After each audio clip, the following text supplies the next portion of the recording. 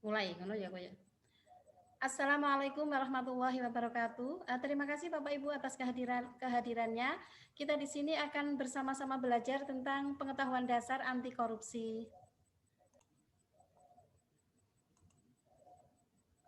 Perkenalkan, nama saya Siti Rubangyatin, tempat tanggal lahir 3 Desember 1971.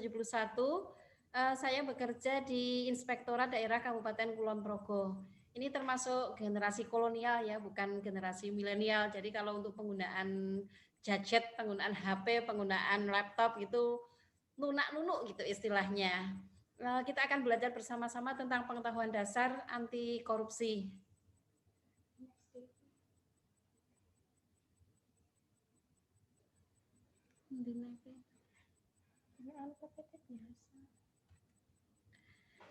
Kita akan mengenal contoh-contoh berbagai usaha mencegah dan menentang korupsi. Wakil Ketua KPK Leode Muhammad Sarif di Gedung KPK Kuningan, Jakarta, tanggal 17 September 2017, upaya pencegahan terjadinya tindak pidana korupsi melalui perbaikan dalam pengadaan barang dan jasa pemerintah. KPK membantu melakukan perbaikan masalah perizinan, juga dalam sistem penganggaran harus ada sistem planning dan e-budgeting untuk mencegah terjadinya markup. Tujuan akhir dari berbagai usaha mencegah dan menentang korupsi adalah Indonesia bebas dari korupsi. Di samping itu di masyarakat dapat dilakukan membangun keluarga jujur bahagia, melaporkan dugaan tindak pidana korupsi, membangun layanan publik berintegritas, melakukan kampanye sosial anti korupsi, melaporkan LHKPN, melakukan program pengendalian gratifikasi, juga melakukan ceramah anti korupsi. Indikator keberhasilan pemberantasan korupsi, menurut Presiden Jokowi dalam sambutannya acara pembukaan Festival Anti Korupsi di Geraha Sabha Pramana Universitas Gadjah Mada, Selasa 9 Desember 2014, indikator utama keberhasilan pemberantasan korupsi adalah saat kepercayaan publik terhadap pemerintah menguat. Referensi role model negara atau daerah instansi yang anti korupsi. Berdasarkan hasil studi banding oleh Direktorat Litbang KPK tentang keberhasilan dan kegagalan lembaga anti korupsi di luar negeri pada 7 negara, Singapura, Zambia, Thailand, Hong Kong, Kenya, Madagaskar, Tanzania yang dilaksanakan pada pertengahan Agustus hingga akhir September 2006. Singapura dan Hong Kong role model KAK dunia. Singapura, gerakan pemberantasan korupsi sudah berjalan dalam kurun waktu lama hingga tahun 1952.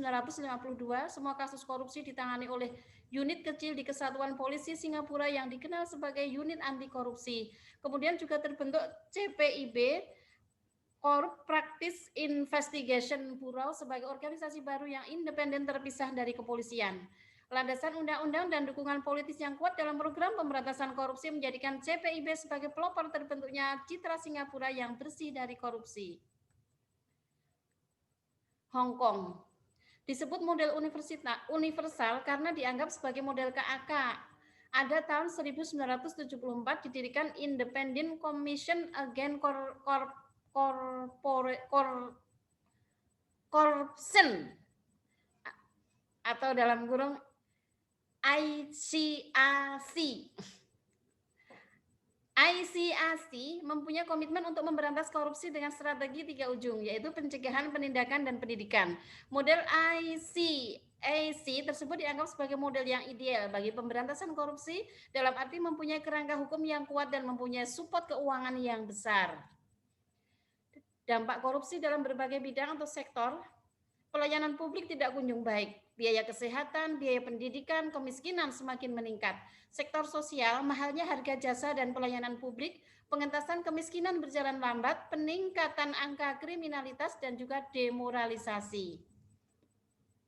Perbandingan antara keuangan negara dengan hukuman finansial koruptor dapat dilihat pada tabel sebagai berikut.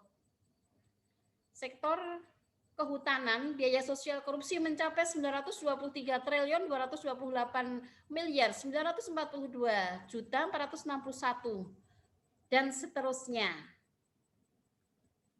Pengertian dan unsur-unsur biaya sosial korupsi. Biaya eksplisit korupsi. Yang dimaksud biaya eksplisit korupsi adalah biaya yang kelihatan nyata. itu dibagi dalam biaya antisipasi tindak korupsi, biaya reaksi terhadap korupsi, dan biaya akibat korupsi. Sedang biaya akibat korupsi atau biaya implisit, biaya yang tidak kelihatan. Yang dimaksud biaya implisit diantaranya adalah perbedaan multiplier ekonomi antara kondisi tanpa adanya korupsi dengan kondisi jika terjadi korupsi. Hubungan antara dampak korupsi, biaya sosial korupsi, dan indikasi keberhasilan pemberantasan korupsi. Korupsi membawa akibat negatif pada aspek kehidupan masyarakat, bangsa, dan negara, baik dari aspek perekonomian, sosial, maupun budaya, serta timbulnya biaya sosial korupsi yang mengiringinya, yang menjadi beban negara atau masyarakat yang harus menanggungnya. Hal tersebut bisa teratasi bila pemberantasan korupsi berhasil, sehingga bisa terwujud murahnya biaya kesehatan, biaya pendidikan, dan berkurangnya angka kemiskinan.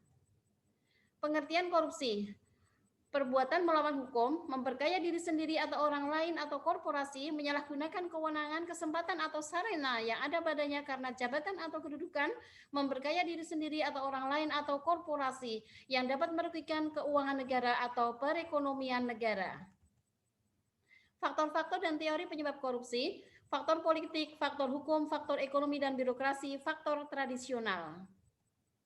Dasar Hukum Pemberantasan Korupsi di Indonesia, masa Orde Lama, Peraturan Penguasa Militer Nomor PRT/PM-06/1957 tentang Pemberantasan Korupsi, Kepres Nomor 28 Tahun 1967 tentang Pembentukan Tim Pemberantasan Korupsi, Undang-Undang Nomor 3 Tahun 1971 tentang Pemberantasan Tindak Pidana Korupsi, Kepres 52 Tahun 1971 tentang Pelaporan Pajak Para Pejabat dan PNS, GPHN tentang Pembinaan Aparatur yang Berwibawa dan Bersih dalam pengelola.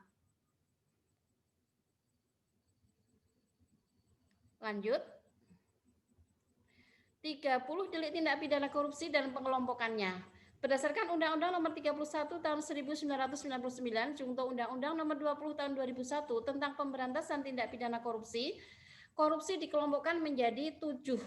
Yang pertama adalah kerugian keuangan negara, yang kedua suap menyuap, yang ketiga penggelapan dalam jabatan, yang keempat pemerasan, yang kelima perbuatan curang, yang keenam benturan kepentingan dalam pengadaan, dan yang ketujuh gratifikasi. Perbedaan gratifikasi, uang pelicin, pemerasan, dan suap. Gratifikasi adalah pemberian kepada pegawai negeri yang berhubungan dengan jabatannya dan berlawanan dengan kewajiban tugasnya. Yang dimaksud uang pelicin hampir sama dengan gratifikasi. Pemerasan, pegawai negeri dengan maksud menguntungkan dirinya sendiri atau orang lain secara melawan hukum. Suap, pegawai negeri menerima hadiah padahal diketahui atau patut diduga bahwa hadiah tersebut diberikan sebagai akibat atau disebabkan karena telah melakukan atau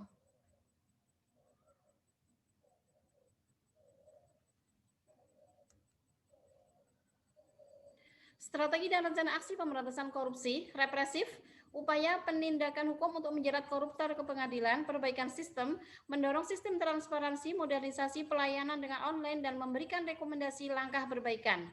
Edukasi dan kampanye, strategi pembelajaran pendidikan anti korupsi dengan tujuan memberikan kesadaran masyarakat. Integritas, nilai-nilai anti korupsi, dan benturan kepentingan. Integritas bertindak secara konsisten antara apa yang dikatakan dengan tingkah lakunya sesuai dengan nilai-nilai yang dianut. Nilai-nilai anti korupsi yakni jujur, disiplin, dan tanggung jawab. Sikap adil, bekerja keras, mandiri, berani, peduli, dan sederhana. Benturan kepentingan, suatu situasi di mana seseorang penyelenggara negara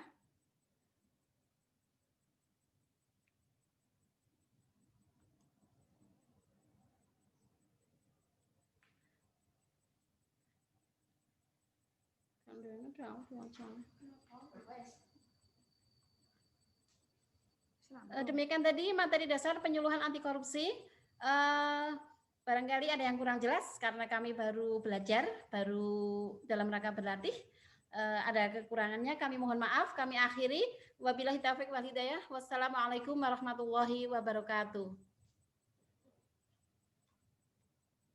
Pas penutup itu dulu diketok ke aku gitu nah. Tapi kan diketok sing gede ngono lho. Ya sel di setel ya sel.